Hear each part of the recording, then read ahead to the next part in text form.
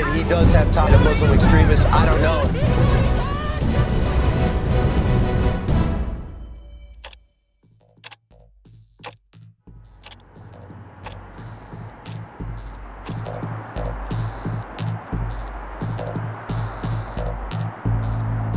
On a single night in 2016, over 500,000 people were experiencing homelessness in the United States of America. A majority of them staying in emergency shelters, transitional housing programs, or safe havens, and the rest in unsheltered locations. That, according to the recent 2016 Annual Homeless Assessment Report to Congress. Throughout the U.S., homelessness continues to be a national problem. The financial crisis of 2008 was a major contributing factor, as well as the lack of affordable housing, mental illness, alcoholism, poverty, and dysfunctional families. The National Alliance to End Homelessness estimates nearly 700,000 Americans experience homelessness on any given night in the country. As temperatures are dropping across the country, many homeless people are struggling to find a warm, safe place to stay, a roof over their heads. We didn't have anywhere to go. I mean, we ran out of money, and one day we just found ourselves sleeping in the train station.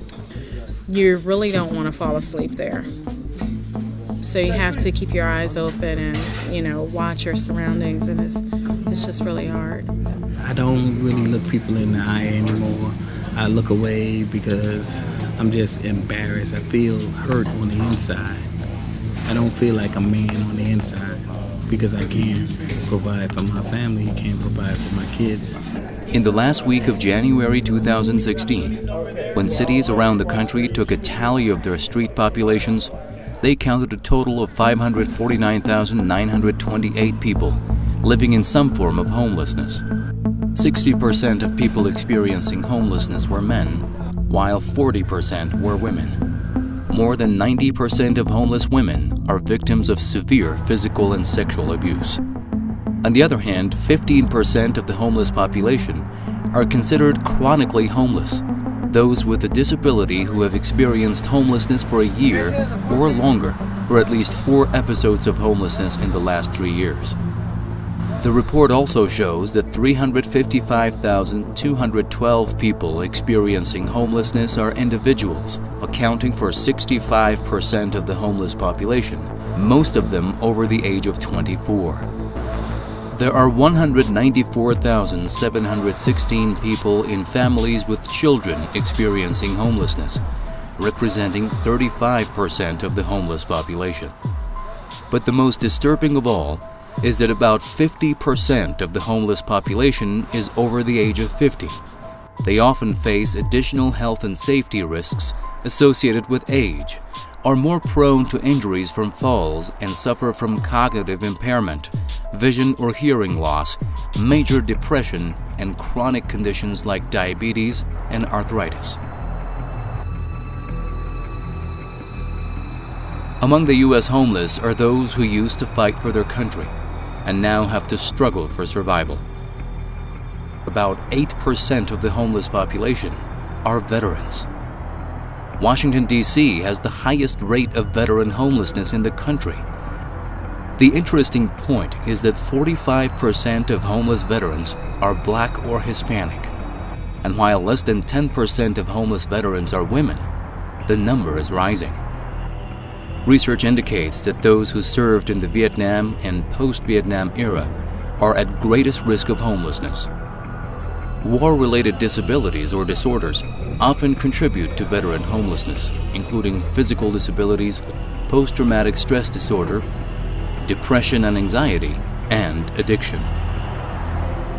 Behind these statistics, homeless children may be invisible to some, but nevertheless the numbers are shockingly high. The National Center on Family Homelessness reports that 1 in 45 children experiences homelessness each year.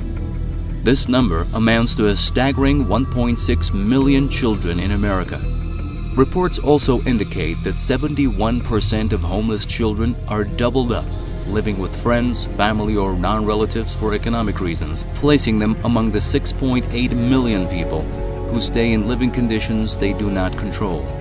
Oftentimes it's a family lives with relatives, and then when that welcome wears out, they're living in a car, and then when the car breaks down, and we've lived this with a family this week, when their car breaks down, then they have nothing. Studies show that the chronic homeless adults of today were yesteryear's chronic homeless children and impoverished children. According to the Child Trends Data Bank, at the start of the 2013-2014 academic year, there were approximately 1.4 million children in the United States who reported to school and did not have an address to give to school authorities. When a student is homeless, on top of going back for the first time, they are completely scared about telling people, someone finding out their situation. It's frightening for them. They don't want anyone to know they are in fact homeless, living in a shelter, living in the street. Though the HUD figures show a 3% drop in the overall homeless population from January 2016, 15 states in the country, along with the District of Columbia, have seen increases in the number of people lacking permanent shelter. Among U.S. cities, California, with 118,142 people, is hosting America's largest homeless population, while Washington, D.C., with more than 14%, has seen the highest year-to-year increase. Even though big cities like New York and Los Angeles had bigger populations of homeless people than smaller cities, homelessness is a problem in towns of all sizes. In Honolulu, with a population of less than 400,000, there were nearly 5,000 homeless people. Although HUD's numbers are alarming enough, the number of people who are actually homeless might be higher than estimates suggest. The numbers come from annual point-in-time counts conducted in cities nationwide in January. During those counts, volunteers survey the number of homeless people living in emergency shelters or transitional housing, or on the street or other places not typically used as residences. People who lack permanent housing of their own but are staying with friends and family aren't counted, nor are people who are living in hotels or motels. Families are what are called the hidden homeless. They go to friend to friend to family to acquaintance for as long as they can until that line has ended for them, and then they have really nowhere to go. That said, many poor people are at risk of homelessness. This is because it is hard for them to afford housing. The State of the Nation's Housing Report says 11.4 million families in the U.S. are paying more than 50% of their income toward housing. DC is an example of what's happening in cities across the country. There's a severe lack of affordable housing. I think anywhere in this city you see a lot of construction and building, but this is not affordable housing for the really low-income families and individuals that need access to those kinds of resources. The loss of jobs, bills higher than earnings, eviction by family members, abuse at home, incarceration, sickness, disability and mental issues, change in family status, as well as drug and alcohol, can trigger homelessness. Despite more than 500,000 homeless Americans and a national increase in unsheltered homelessness, the issue was largely ignored during presidential campaigns. The presidential election was full of distractions: Hillary Clinton's emails, Donald Trump's locker room talk, the day-to-day polling data, etc.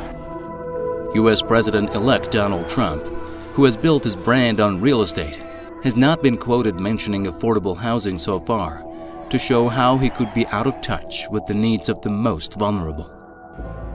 Though the total homeless population has fallen 11% since 2010, there are still more than 500,000 people in the U.S. of no fixed address. More than 500,000 people in the U.S. will go to sleep tonight without a roof over their heads.